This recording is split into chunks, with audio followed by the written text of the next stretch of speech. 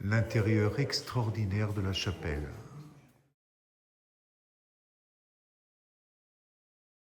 Voilà, c'était la visite de la chapelle du XIe, XIIe siècle avec l'intérieur du XVIIe.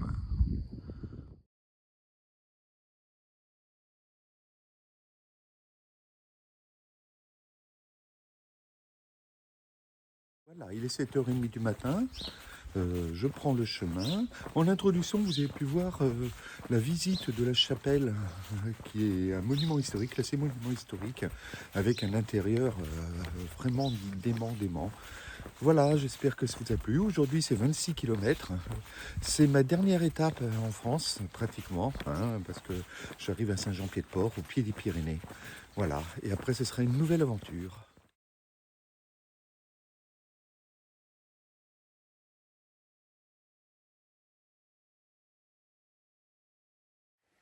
Et un très beau chemin pour commencer la journée. Eh bien, c'était vraiment une très belle montée pour mettre en jambes le matin, hein.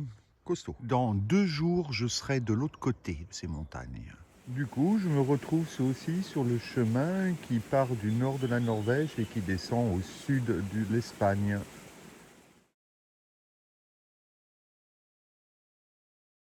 Le village d'Ostabat Asmé.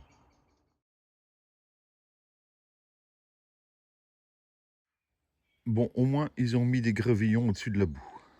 Tout tondu, les moutons, tout tondu.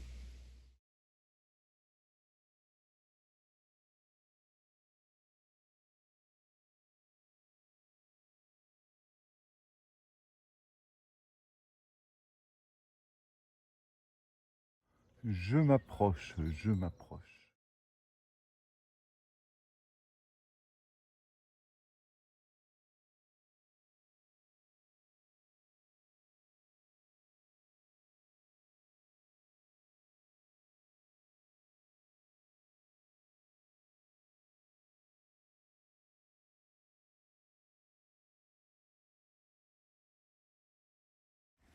Un petit passage, mais un petit peu plus loin, il y a de la boue.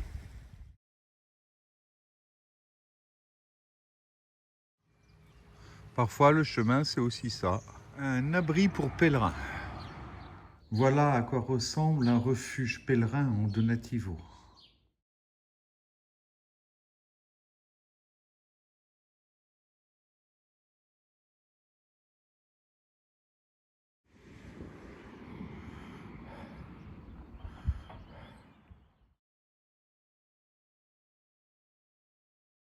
La croix de Galzetabourou. Je me rapproche, Saint-Jean-Pied-de-Port est au pied de ces montagnes. Ah. Le village de Gamart.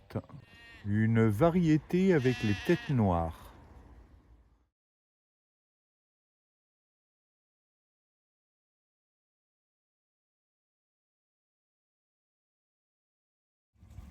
Bon, ils disent 2 heures pour faire les 7 km 9. Moi, je dirais plutôt 2h30 si je me repose pas.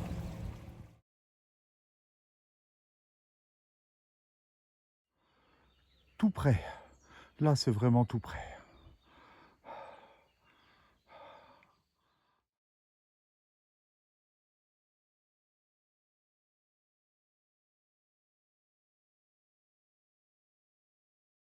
Le château d'Afat.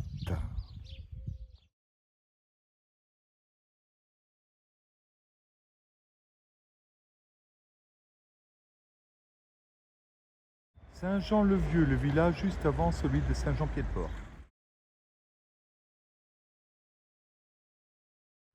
Je ne sais pas si on vous voyait bien la route que je vais prendre pour passer en Espagne.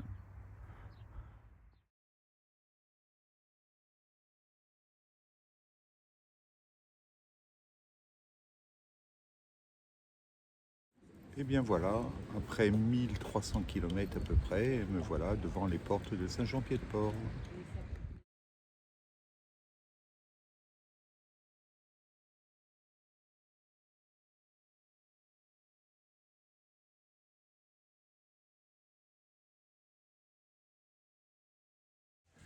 Voilà, je suis bien arrivé dans le gîte. 28 km aujourd'hui, ça montait, ça descendait, ça montait, ça descendait. Donc je suis entraîné maintenant pour passer le col. Allez, à plus.